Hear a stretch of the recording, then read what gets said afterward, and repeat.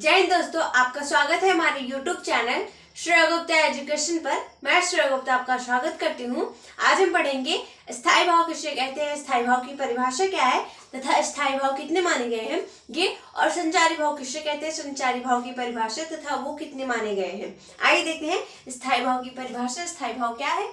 रस रूप में पुष्ट या परिणत, ये दोनों पुष्ट और परिणत दोनों एक ही है। पुष्ट या परिणत होने वाला तथा संपूर्ण प्रसंग में, जितने भी प्रसंग है संपूर्ण प्रसंग में व्याप्त रहने वाला, जो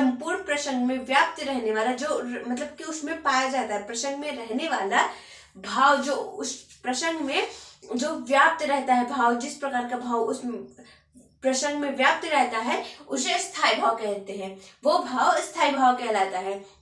रस रूप में पुष्ट या परिणत होने वाला तथा संपूर्ण प्रसंग में व्याप्त रहने वाला भाव स्थायी भाव कहलाता है। स्थायी भाव कितने माने गए हैं? स्थायी भाव 9 माने गए हैं। जो स्थायी भाव है ये 9 माने गए हैं। कौन कौन से?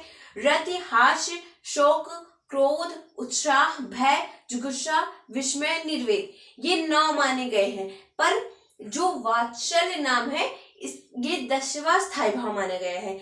वात्सल्य नाम का 10वां स्थायी भाव भी माना गया है। जो स्थायी भाव है 10वां स्थायी भाव पर हम माने तो 9 गए हैं, पर हम लिखते मतलब कि पढ़ते हैं कहीं हमें बताते हैं सर कि स्थायी भाव 9 है, और पर उनको एक और माना गया है जो 10वां स्थायी भाव, जिसका नाम है वात्सल्य। ये वात्सल्य स्थायी भाव भी माना गया है, पर हम 9 ही जानते हैं, 9 ही पढ़ते हैं ज्यादातर, पर ये 10वां भी माना गया है। जो स्थायी भाव है ये 10वां वात्सल्य भी माना गया है। आई होप आपको समझ में आया होगा कि स्थायी भाव किसे कहते हैं, स्थायी भाव की परिभाषा।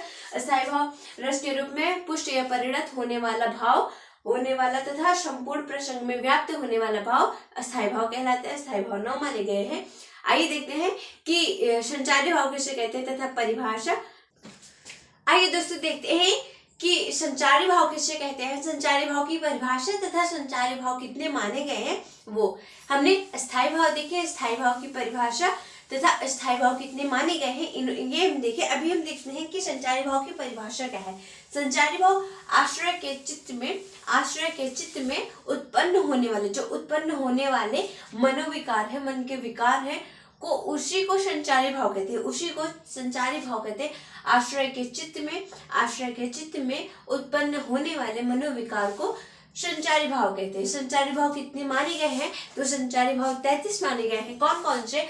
निर्वेद, आवेग, दैन्य, श्रम, मद, जड़ता, उम्रता, मोह, विबोध, स्वप्न, अपस्मार, गर्व, मरण, आलस्य, अमर्ष, निद्रा, अवहित्या, उत्सुकता, उन्माद, शंका, स्मृति, मति, व्याधि, संत्रास, लज्जा, हर्ष, असूया, विषाद, धृति, चपलता, ग्लानि, चिंता और वितर्क।